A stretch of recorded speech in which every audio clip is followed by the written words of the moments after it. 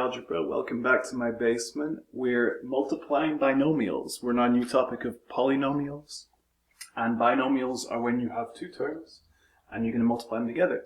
Now, there's two ways of thinking about this. One way is to remember the word FOIL, and that means first outside, inside, last. So that means you multiply the first two, and then the last two, the inside two, and the last two.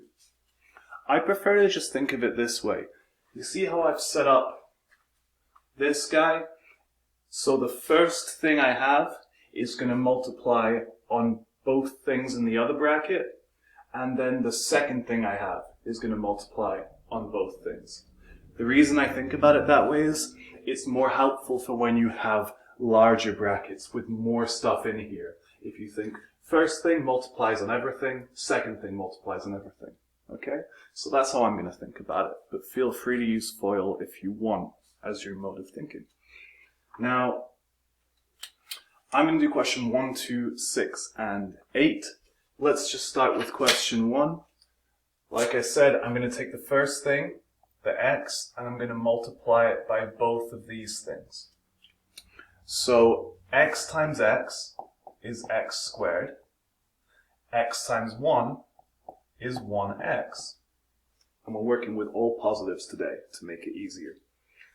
And then I take the second thing, which is this 1, and I multiply that by both of these.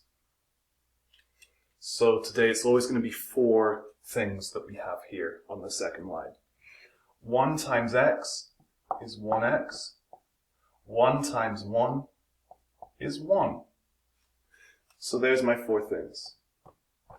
X times x, x squared, x times 1, 1x, and then 1 times x, 1x, 1 times 1, 1. Final step here is usually you can put together the two things in the middle here. So let me grab my pen that I dropped. 1x plus 1x is 2x. My final answer is x squared plus 2x plus 1. I can't go any further than that, okay? Look, they're all different things, so I can't do anything else. Let's go on to number 2. Same idea, just the numbers have changed a little bit. So this will change our answer quite a bit. Well, just a little bit. X times x and x times 2. I'll have x squared plus 2x. And then 1 times x, 1 times 2. I'll have 1x and 2. Okay? X times x, x squared, x times 2, 2x. 1 times x, 1x, 1 times 2, 2. And then I can put together these two things in the middle again.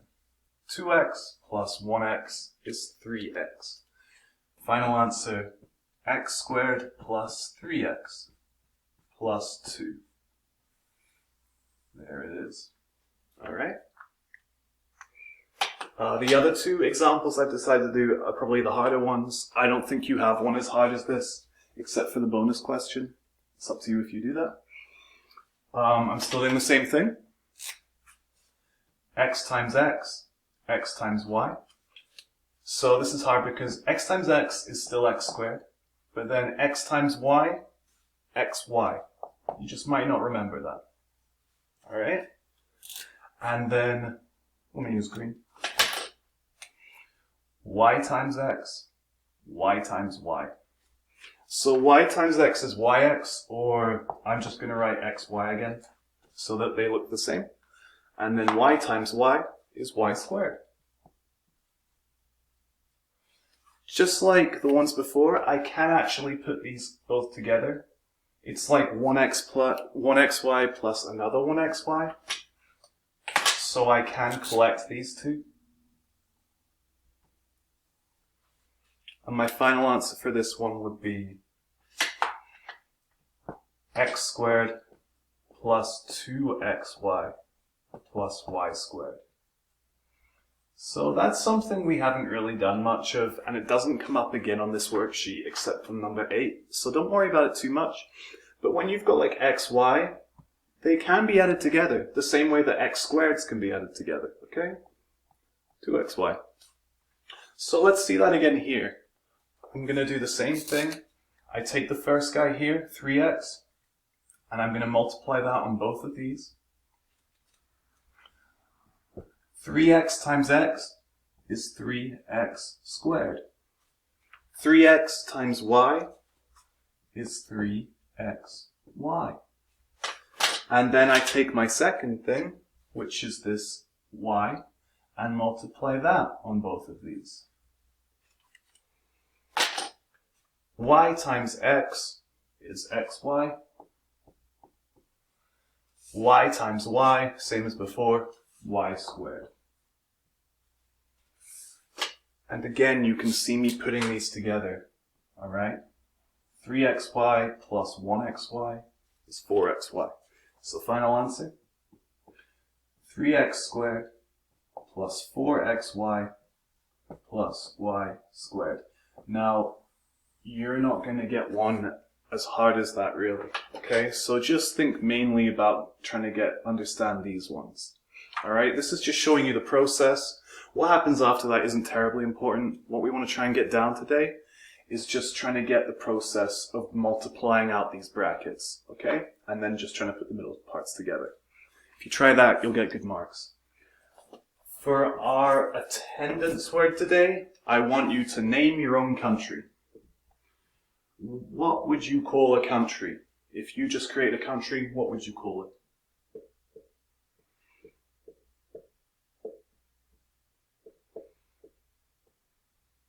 Alright. And that'll be everything. Thank you, Algebra 1.